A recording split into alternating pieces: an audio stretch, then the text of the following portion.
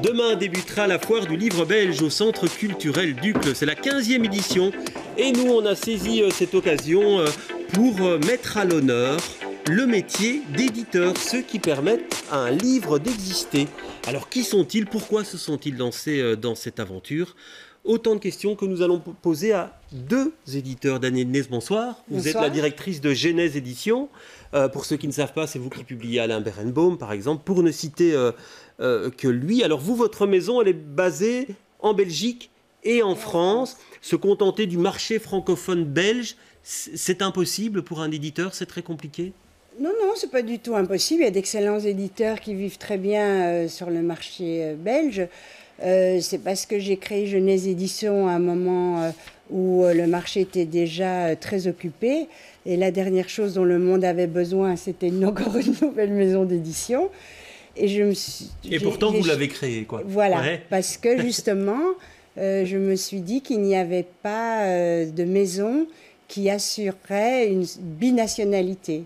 Ouais. Et donc, aujourd'hui, ce roman belge de langue française, comment est-il perçu en France? Très bien. Alors d'ailleurs, c'est assez amusant parce que dans le temps, les écrivains belges plaçaient leurs romans en France pour être sûrs d'avoir une écoute en France. Et maintenant, c'est très à la mode d'être belge et de raconter des histoires qui se passent en Belgique. Benjamin Porquier, bonsoir. Bonsoir. Vous représentez Malmström Révolution sur ce plateau. Une toute petite maison d'édition, mais qui grandit, et qui est vraiment sur un marché de niche, qui est la poésie essentiellement, même si vous publiez aussi du roman. Comment fait-on pour vivre dans ce si petit marché de la poésie? Bonne question. Par passion, j'ai envie de dire, un peu comme on vit dans la vie de tous les jours. On essaye de travailler le texte, on essaye d'avoir un public fidèle, des gens qui nous suivent. On est une maison d'édition, mais pas seulement. On organise aussi on organise des événements, on va dire, dans l'année. On a un festival qui est assez suivi. Des gens viennent de France, bien sûr de Belgique, de la Suisse, de la francophonie de manière générale, tous les ans pour nous voir. Voilà, c'est ça, on essaye d'être des gens fidèles à nos idées. Et beaucoup de bénévoles, vous me disiez, pour préparer l'émission dans la maison d'édition, c'est indispensable. Parce que la poésie, parfois on se demande qui lit encore de la poésie aujourd'hui. Oui, c'est vrai, on dit même parfois qu'il y a plus de gens qui écrivent de la poésie que de gens qui en lisent, ce qui n'est pas totalement faux, mais pas totalement vrai. Non, le bénévolat, oui, qui veut du bien, étymologiquement, donc voilà, cette notion de passion, toujours être animé par ce qu'on fait. On est une équipe de personnes qui sont avant tout des personnes, donc des gens comme moi par exemple qui suis bénévole. Je donne une partie de mon temps et de mon énergie et de ma bonne volonté donc à Malmström, aux éditions et au texte tout simplement. Ouais. Alors Danielle Nez, donc vous publiez à peu près une dizaine de livres par an. Vous en recevez combien par an? Par jour, en tout cas, je reçois donc plusieurs manuscrits en PDF par mail, en moyenne entre 3 et 5, et en moyenne la même chose en papier. Donc parfois 10 romans par jour. Sans problème, oui. Et comment vous faites alors? Vous arrivez à les lire? Non. Donc c'est au feeling, c'est au coup de cœur? Alors c'est une approche progressive où j'approche le livre, je le sens, je me mets à regarder une page, si mon œil accroche, j'en lis plus, s'il accroche encore plus, je retourne au début et je le lis de manière continue.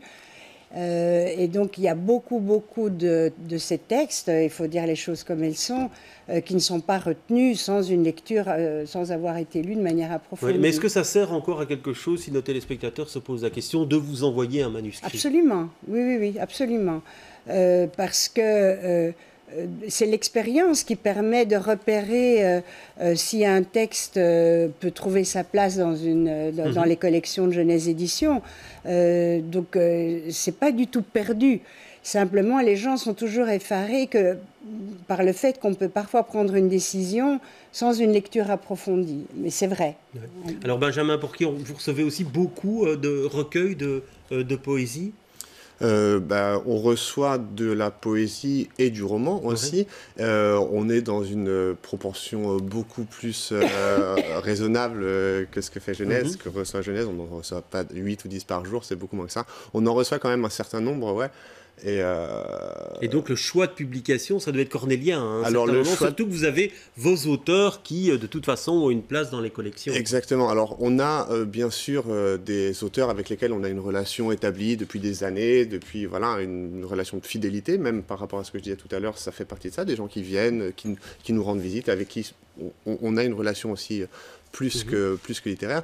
Ce qui ne veut pas dire qu'on ne va pas publier des auteurs qui peuvent sortir de nulle part, qui nous envoient spontanément un manuscrit, qui peuvent être jeunes, moins jeunes, qui peuvent être belges, français, étrangers même. En tout cas, vous semblez dire qu'on écrit encore beaucoup de poésie aujourd'hui. Le monde de la poésie est beaucoup plus vivace que ce qu'on pourrait imaginer de prime abord et ne ressemble en rien, malheureusement, à ce qu'on enseigne à l'école, essentiellement. C'est-à-dire qu'on reçoit aussi des manuscrits comme ça qui sont très scolaires. Très scolaires. Alors que la poésie, nous, on est dans la poésie aussi, ce qu'on appelle de l'action, qui peut être de la poésie performative, du slam par exemple peut faire partie de ça, pas seulement des textes habités simplement. Et c'est très très vivant. Oui. Alors Daniel Nez, avec la France, on partage la même langue. Est-ce qu'on appréhende la littérature de la même façon ou vous devez travailler différemment suivant que vous soyez sur le marché belge ou sur le marché français? Vous voulez dire en termes de communication, de faire savoir... Oui, la manière dont on fait vivre un roman. C'est plus compliqué en France qu'en Belgique. D'abord, il y a une grande différence entre les journalistes belges et les journalistes français. Je vais faire hurler, mais je pense qu'il y a peu de journalistes français qui lisent les livres dont ils doivent parler. Alors que... ça, c'est très franco. Hein, ça. Voilà.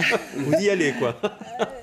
Et en général, les auteurs me disent d'ailleurs que quand ils se trouvent en face d'un journaliste belge, ils sont étonnés de la qualité de préparation du journaliste. Il a lu le livre et ça se sent. Et la relation avec le libraire est aussi différente? Et la relation entre l'éditeur et le libraire est plus difficile en France qu'en Belgique parce que le libraire, évidemment, est beaucoup plus sollicité.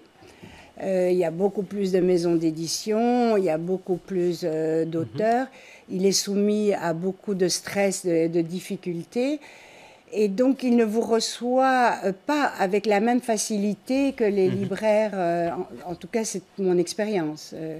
Et donc, par exemple, pour promouvoir Genèse Éditions dans les librairies en France, j'ai dû prendre une spécialiste des relations libraires et c'est elle qui me présente aux libraires. Et c'est pas le cas en Belgique, ça? En Belgique, vous pouvez vous pousser la porte. Alors, pour le marché français, vous essayez d'y entrer, effectivement. Est-ce que c'est facile ou vous rencontrez des difficultés?